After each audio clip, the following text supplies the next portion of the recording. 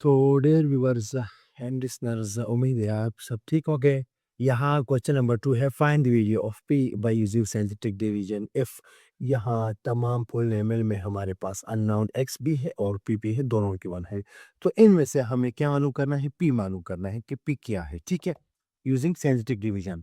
यहाँ पे एक लफ्ज इस्तेमाल होता है कि one is the zero of given polynomial. ठीक है, one is the zero of. Zero basically हम कहते हैं कि रूट को, कि वन जो है इस पोलिनोमियल का रूट है। ठीक है, जीरो क्या है? इस पोलिनोमियल का रूट है। कैसे रूट है? तो हम यहाँ पे स्टार्ट करते हैं हमारा सिस्टम। यहाँ पे क्या है हमारे पास? पोलिनोमियल ऑफ एक्स क्या है? पी ऑफ एक्स हमारे पास जो मौजूद है 5x³ -2x -6p, ये हमारे पास है। एंड यहाँ पे फिर हम लिखते हैं एंड वन जो गिवन है, one is it's zero. One जो है इस पोलिनोमियल का जीरो है। ठीक है, यानी कि वन जो है इस पोलिनोमियल का जीरो है, लेकिन यानी कि one is X is equal to one. Zero class जहां भी आ जाए तो आप समझ लें कि वो रूट है गिवन पोलिनोमियल का। तो x is equal to one. तो x is equal to one है, हम क्या करते थे? कौन किधर हम पुट करते थे?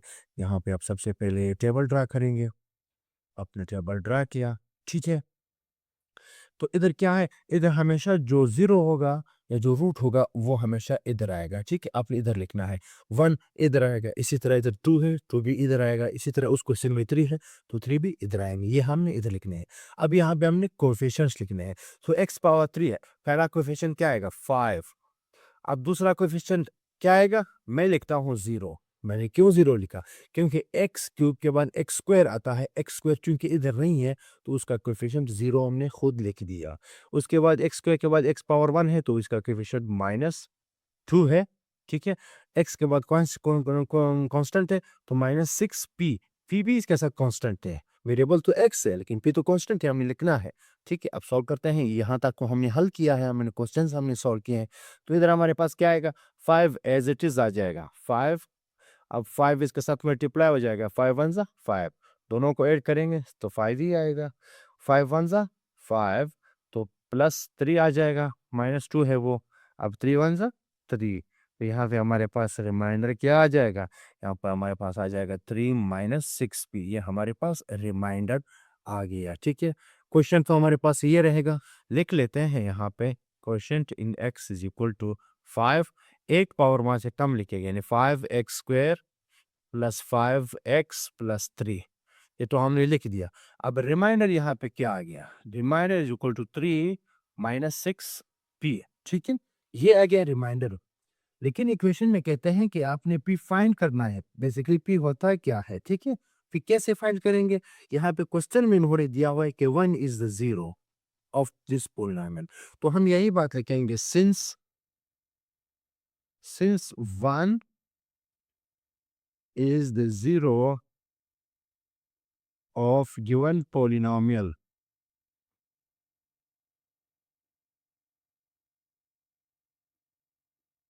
then वन क्या है?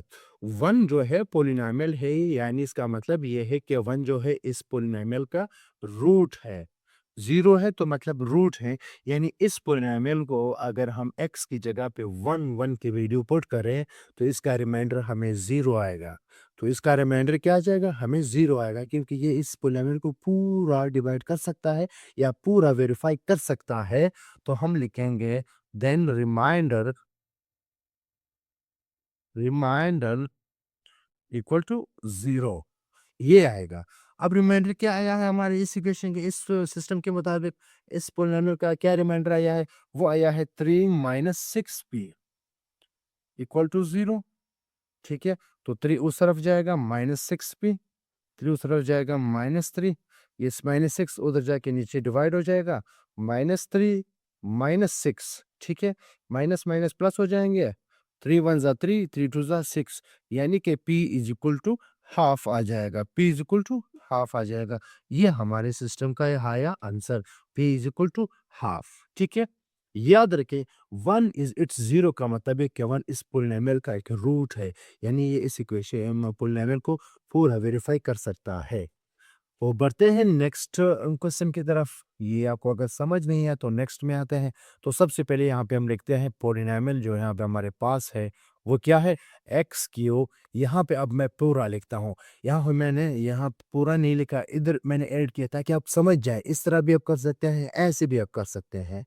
X Q plus 0 into x² ठीक है, -7x प्लस 6p। ये हमने लिख दिया, ठीक है। 0 इधर मैंने लिख दिया इसके साथ क्योंकि एक्स स्क्वायर गायब था, मिसिंग था, तो मैंने उसमें 0 कोएफ़िशिएंट का इज़ाफ़ा कर दिया, ठीक है। एंड साथ में लिखेंगे एंड इधर क्या है 2, 2 इज़ इट्स 0। यानी कि 2 जो है इस पोलेमल का रूट है, यानी इस पोलेमल को वेरीफाई कर सकता है। अगर हम 2 पुट करेंगे तो हमारे पास रिमाइंडर इसका 0 आना है, रिमाइंडर इसने 0 लेके आना है, ठीक है। अब चूँकि यहाँ पे पी भी है तो हम 0 पुट करेंगे भी तो रिमाइंडर इस वक़्त 0 नहीं आएगा जब तक पी की वैल्यू हमें मालूम ना हो।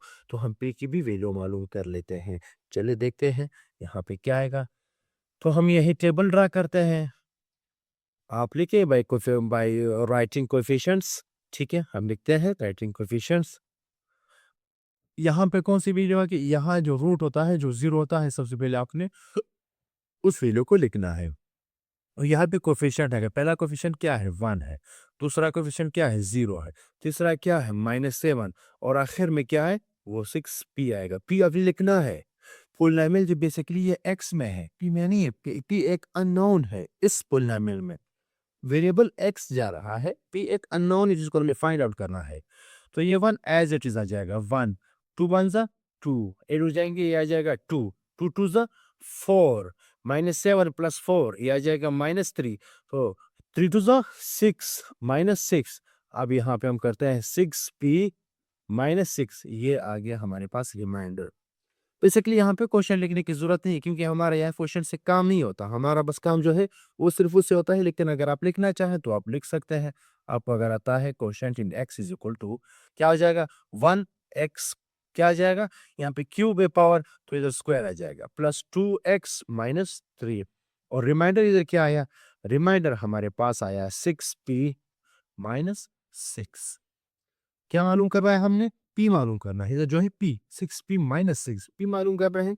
तो पी कैसे मालूम करेंगे? इन्होंने खुद हमें दिया हुआ है इस क्वेश्चन में कि 2 इज इट्स रूट या इट्स 0, तो हम लिखेंगे since 2 is the 0 of given polynomial, given polynomial, ठीक है।